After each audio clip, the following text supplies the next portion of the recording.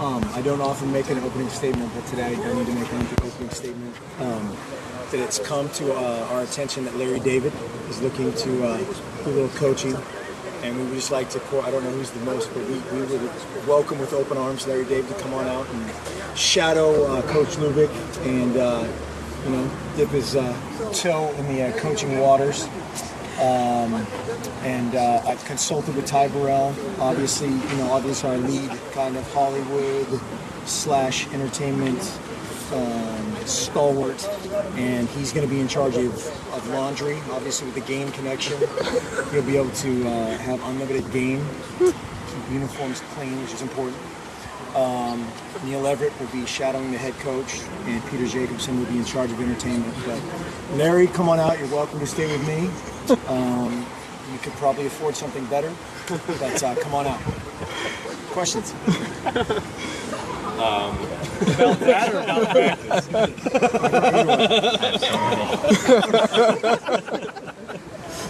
I need a sunscreen, whatever you need. First 4 days, how you feel like your guys are progressing? Where are you at right now? A lot of competition, which I think is obviously healthy and good. Just a bunch of young guys that to this point haven't seen anybody really slam their face in the wall yet, of just overwhelmed by whether that scheme or just the grind of camp so far. But a lot of good things. A lot of guys, a lot of things moving real fast. Mostly good. We've had a bunch of big plays on offense, a bunch of turnover big plays by the defense as well. So again, there's mixed blessings with that, in that you're going against each other, and then a bunch of athleticism on special teams, and can't wait to see where a couple of these units are as we go the next few weeks and beyond. There's just a lot of excitement as far as the young guys and all that competition. First scrimmage will be early next week. Yes, it is Monday, Tuesday. And then what do you want to, it's the first scrimmage, what do you want to see out of something like that? Just to get out of their way and let them go, and let the guys, whether it's at quarterback or offensive line or linebacker or back end, communicate with each other better. We tried to, we kind of practice that way with the music and everything, so the coaches can't coach them up, but invariably it happens. And so just letting those guys go and seeing who can make plays when they have to do it on their own. That's something you'd hold a guy like Royce or Darren Barrington out, but more established guys out, or let the young guys shine? Yeah, there'll be definitely opportunities. Certainly Royce won't be involved in that, but he'll be coaching the heck out of those other guys. You brought up special teams, a lot of young guys. You're looking forward to that. Mm-hmm. Last year, punt and kick coverage was so uncharacteristically poor. Was there a pattern, an underlying factor for that? And if so, what can change this year? What are you looking for? What must change? Well, yeah, it was really our punt team was not very good, and then kickoff, obviously did some good things with Matt kicking the ball long ways, but yeah, a lot of reasons that we've worked to address. I think certainly depth at linebacker. There's so many new faces at linebacker. AJ, Daquan, Troy Dye, Eric Briscoe. I'm gonna figure all those new guys. There's just a bunch of competition in it right now, which we were taping guys together and trying to spackle it all together and get it out there. But I really like where that's headed from a depth standpoint. What's Daquan done to emerge so far? He just works his tail off. He's a physical guy. He's just relentless as far as how he works and kick, whatever it is, kickoff cover, punt cover, playing defense. He's done a great job at linebacker, and again, whether it's AJ or Johnny Reagan, Jimmy Swain, all those guys, there's a ton of competition, which is good. At tight end, how much does the depth there help you guys, and what do you see out of that position so far? Yeah, that's huge. To be a two tight end team, you really have to have 4 or even 5 tight ends, because somebody's gonna break a shoelace or something else going forward, and so that allows you to practice those things and then have confidence in your backups. If you have 2 good tight ends, it's really hard to be a 2 tight end team. And that sounds kind of weird, but you've got to have backups to have confidence in and to really commit to that aspect of your game plan. And so we have a good issue there, and then a good issue at receiver, hopefully emerging. last year Braylon and Byron were kind of your returners until Charles kind of took over. But is there another guy or 2 or 3 guys kind of in that mix to join Charles as a punt and kick returner? Yeah, we haven't done a ton of return stuff yet as far as evaluation of those guys. But again, all those DBs, all those everybody thinks they're returning, right? Just like everybody thinks they're a quarterback. Right. So they'll all get a shot back there, and we'll sort that out here probably in the next 2 weeks. Mark, during the first scrimmage, is there anything specific that you're trying to look for and evaluate during that time? Any one position?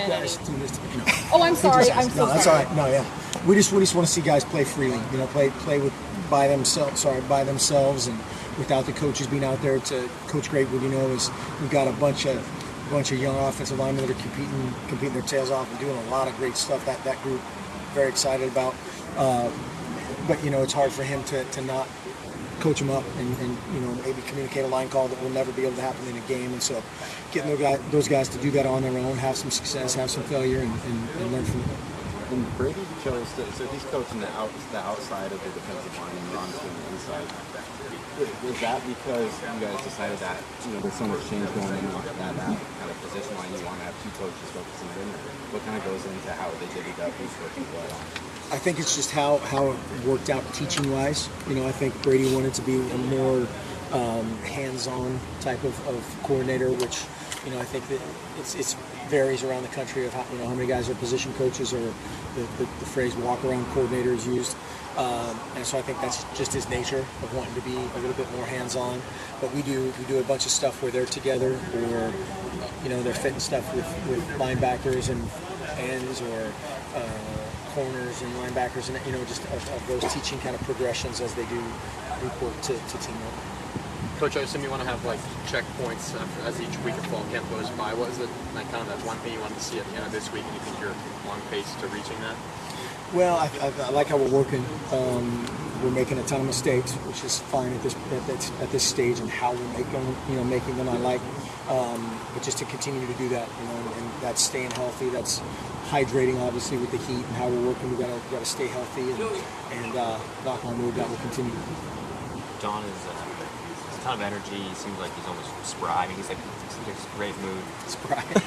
when you made that decision, was this kind of what you would hope, best case scenario, that he would not only return, but he would return in such a way that he has clearly embraced it? I'm shaking my head because there's no way that, you know, speaking of script writing, there's no way that I could have written it as good as it is. My dream sequence was not as good as it is, and I think again that just goes to our culture and who he is, and because for that guy to do what he's done and how he's done it, and the players, you know, stuff like that, man, that can divide you up, and I think again it's just such a tribute to the type of guy he is. Absolutely. Were you prepared for that situation, that conversation to go in a bunch of different ways, or did you think in the back of your mind he'd probably stick around because he has such deep ties here? Yeah, I mean, I thought, I didn't think it would go as well as it did, but just the type of man he is, absolutely. You know, as I said at the beginning, he's part of the solution. He's part of the foundation of this place in many ways, whether it's academically, socially, and certainly from a football standpoint.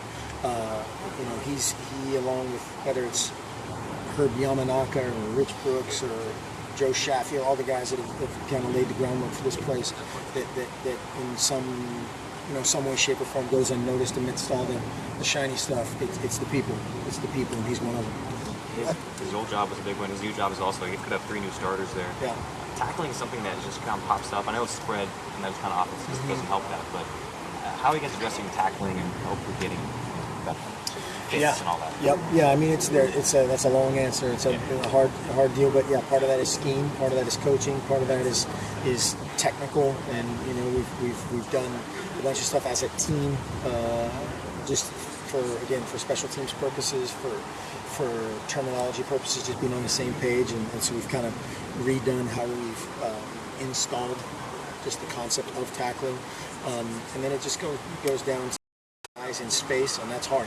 It's hard to tackle Charles Nelson in a 6-foot wide space. That's really difficult, and that's what modern offense has tried to do to defenses. You mentioned just the technical aspect of it. I think for Ohio State and Washington, they've kind of adopted probably publicly that rugby style tackling. Is that something to see how I think Pete Carroll's kind of said to be on the forefront of that?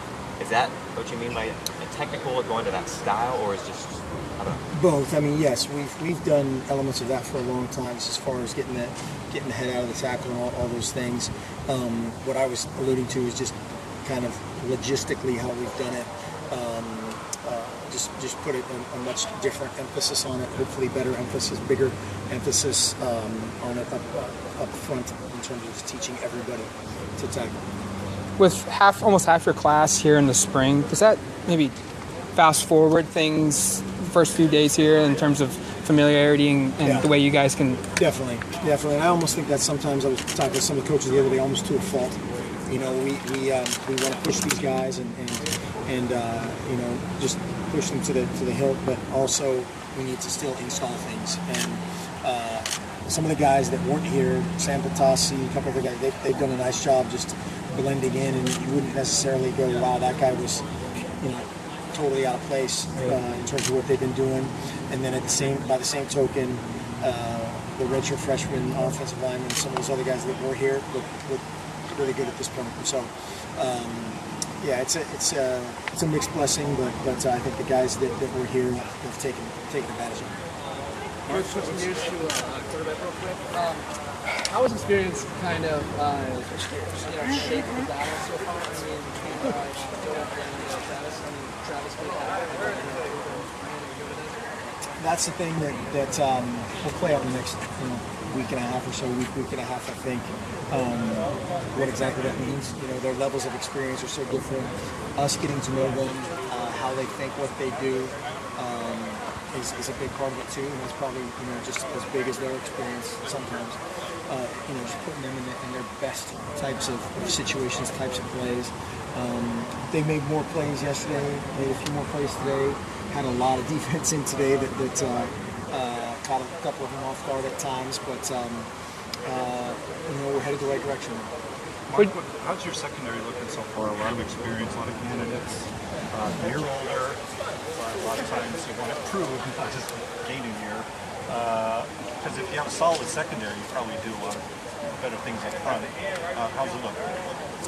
It's a mixed bag, so far, and I think that would characterize every skill area. You know, we had a couple pick sixes this morning, and we had a couple, oh my gosh, how was that guy 30 yards wide open moments? That's fall camp. But they're competing. They've tackled better. We haven't tackled to the ground, but fit and just play more aggressively and physically. And so, again, it's positive, but obviously we have a long way to go.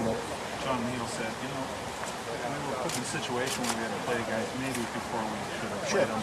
But that should somewhat be rectified now. All of them should sort of know the game and know, formations and situations and so forth, right? Logically, that would stand to reason, yes. But sometimes it doesn't shake out that way. But yeah, absolutely, all those guys.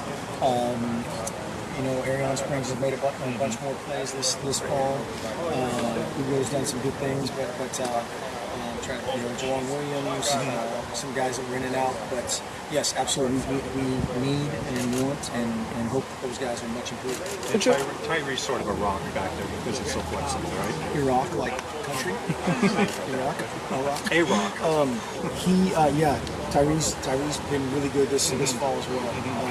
Taking on more of kind of the big brother role, leadership role. Another guy that's played just more physically, and guys do definitely look to him. Khalil, Oliver's done some good things back there. Fortune, and it's just such a mixed bag right now because there's new coverages, new routes that they see for the first time, and sometimes those are explosive one way or the other. Would you liken Schuler to bring him in? So I think it was like almost July when he signed. Yeah, we knew about him for a long time, and there were just a couple little weird hurdles that we had to get through. He's shown some great signs. Those young DBs have all, Brady Breeze has done some good things. Brandon's done some good things. Can really run. Haven't gone full tilt as far as finishing guys through the ground tackling, but he's certainly shown that willingness on film. Reading his bio online, it seemed like he played like a whole bunch of different positions in high school. Where does he fit right now? Maybe going in on the defense, like is it safety? Is he DB corner? Yeah, he's a DB right now. He's a DB, and so he's played some corner and safety. that's one of those things with a guy like that, and Brady, you move him around a little bit at first, see if they can handle it mentally, which they have thus far, and so we'll keep pushing. And Cisse in the back is still in the box, right, for Cisse. And then also Reggie. Is Reggie still the next safety-wise? All right. Thanks, guys. Thanks, Mark. Thanks.